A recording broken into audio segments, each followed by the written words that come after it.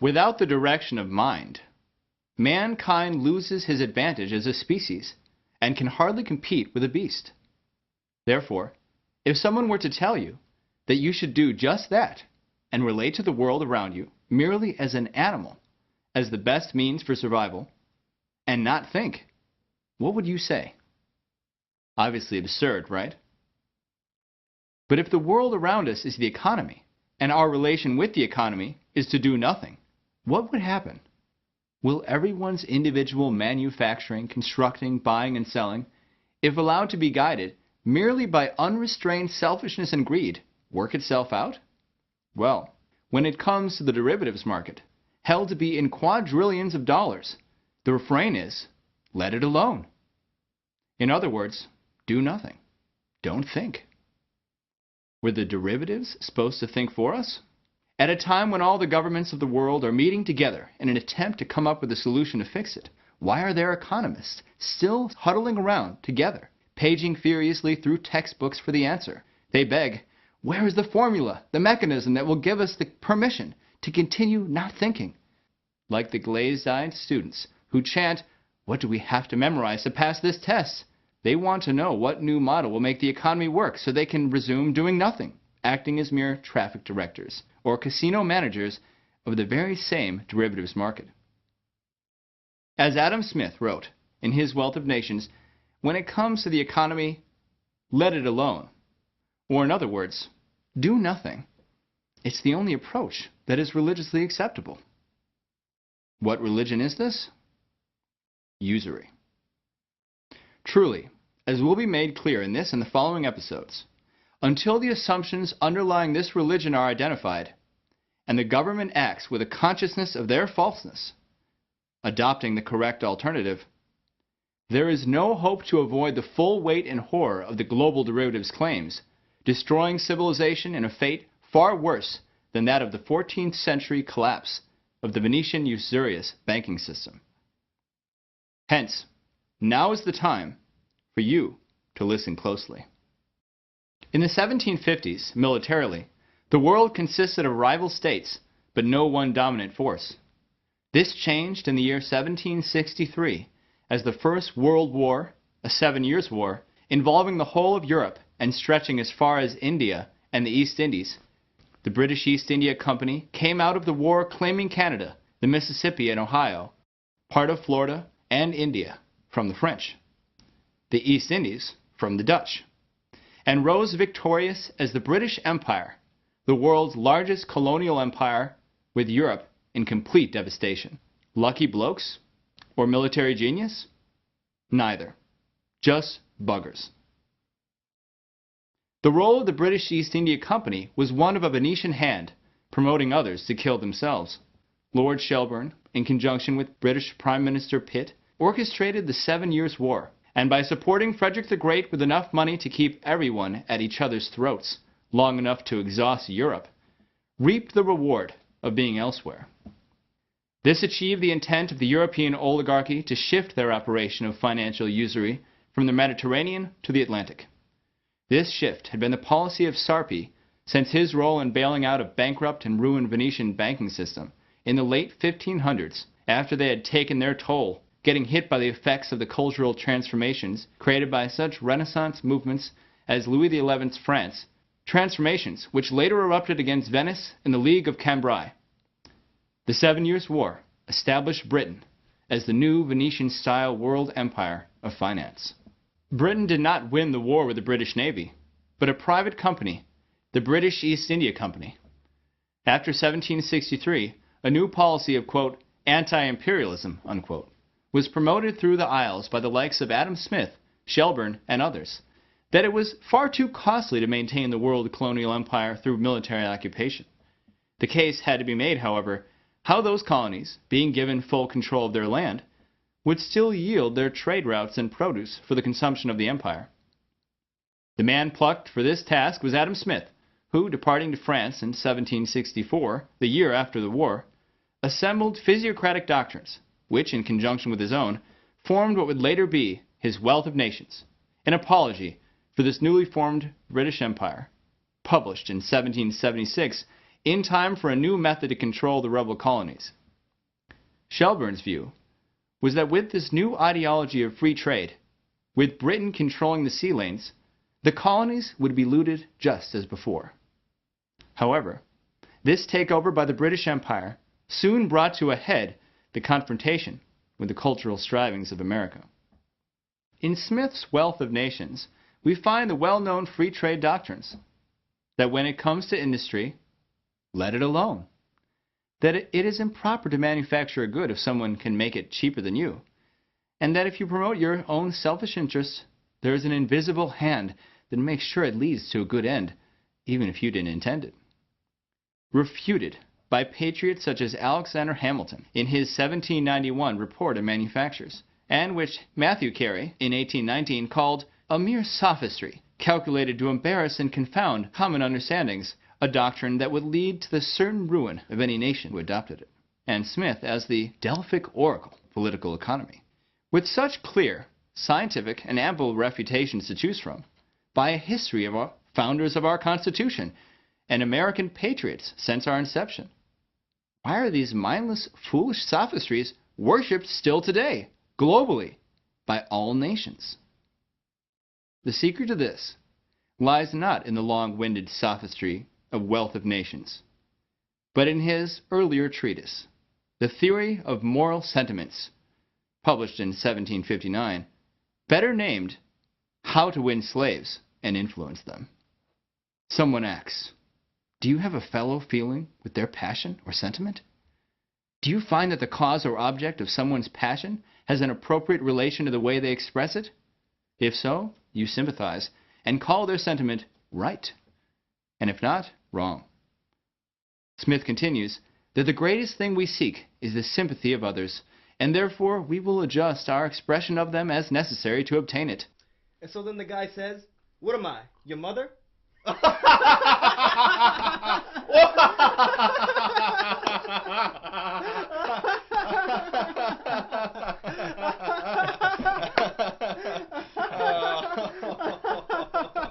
We should laugh when others do, and not too loud if our friends only smile. So I said, now that's what you call a down payment.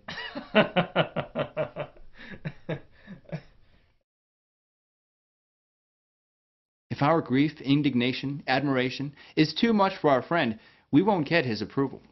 So we lower our passion to that pitch in which the spectators are capable of going along with us. And there is a little man within the breast who forms the correct response to get sympathy from others and reward. But where do we get the information from which to determine what the proper correlations are between someone's passion and the object of that passion, which would allow us to sympathize with them? And where does this little demigod within the breast get informed in order to tell us the appropriate expression of our own passions?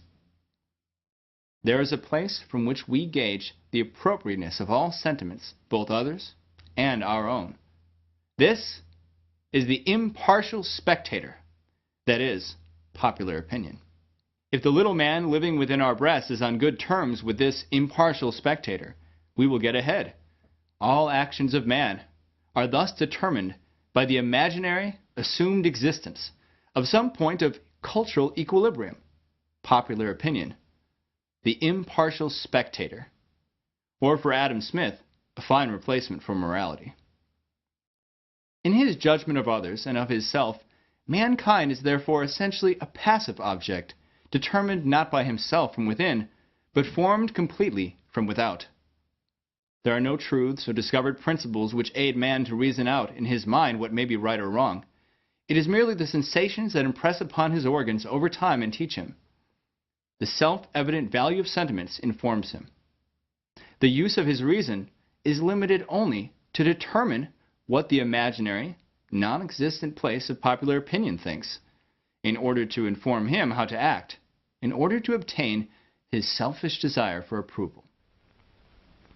These boys greet their dad as though they are genuinely glad to see him, as though they had really missed being away from him during the day and are anxious to talk to him. Tell Mother how good the food is. Maybe Sis rates a compliment too. It makes them want to continue pleasing you. Smith's society is one of liars and fakers, adopting the sentiments and opinions of those around him and the cultural norms of his time. And the sum of each person carrying out this holds the whole mess together. Society is thus reducible to the interactions of these sentiments, abstracted out of the context of the human ideas in which they were generated.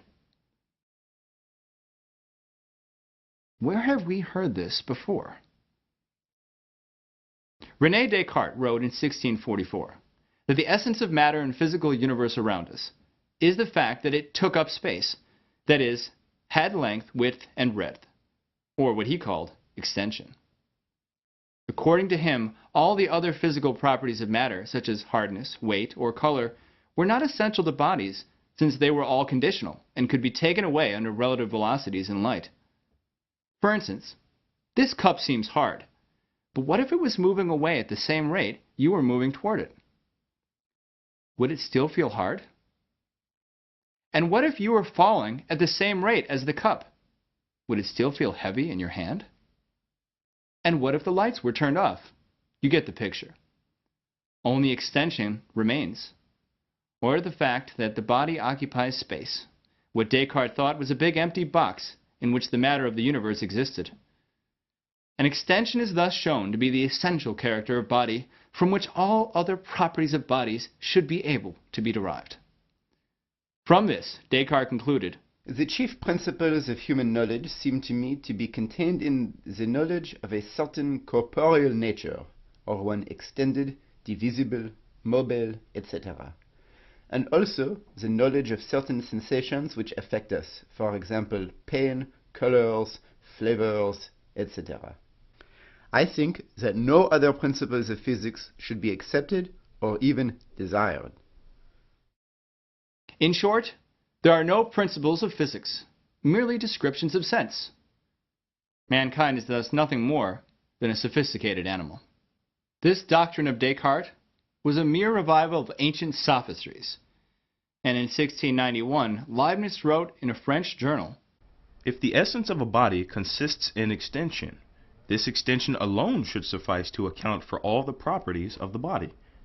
But this is not the case. If there were nothing more in bodies than extension or position, that is to say, what geometers know about it, combined with the sole notion of change, this extension would be entirely indifferent with respect to this change, and the result of the impact of the bodies would be explained solely by the geometric position of the motions." In other words, this inert nature, indifferent with respect to change, would give a moving body the property that when encountering a body at rest, it would transfer its velocity and direction to the body at rest and would receive no diminution of its velocity from the body at rest, regardless of the size of the body it encounters. Obviously, as Leibniz wrote, this consequence of extension is entirely irreconcilable with experiments. He exposed the underlying assumptions further by attacking the cornerstone of Descartes' reputation as a scientist, his famous maxim that in the collisions of bodies, the mass times velocity, or what he called quantity of motion, is always conserved.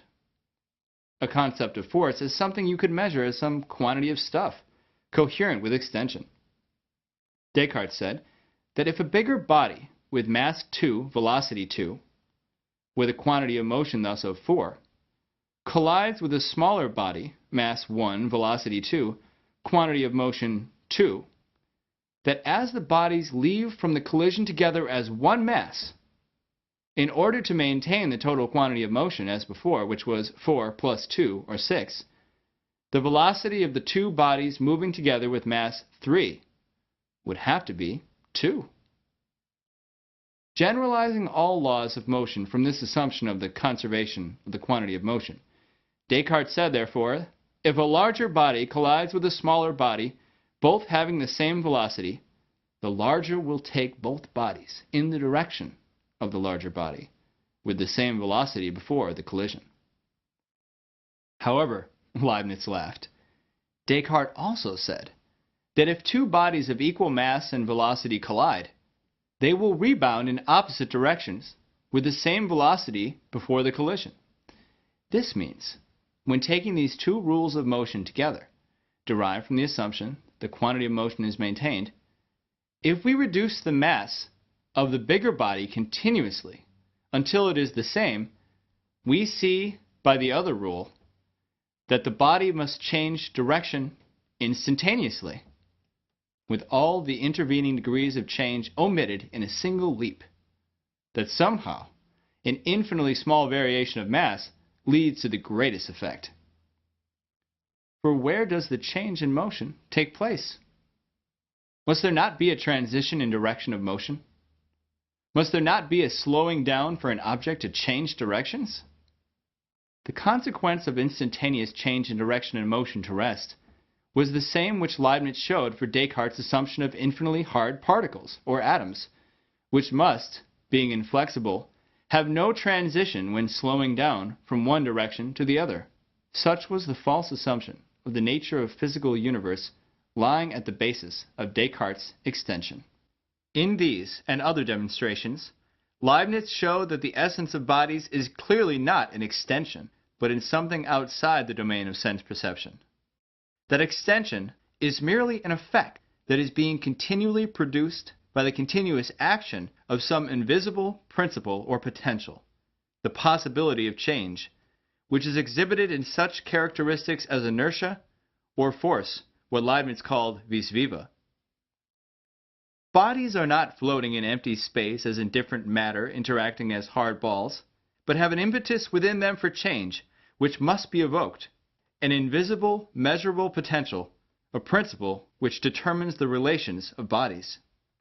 In this way, Leibniz showed that in all phenomena, whether it be magnetic, electric, or gravitational, the effects of matter related to these domains exhibit properties such as inertia or continuous change, which are made possible by evoking the potential of these principles, existing as if inside the matter, present even in the smallest change.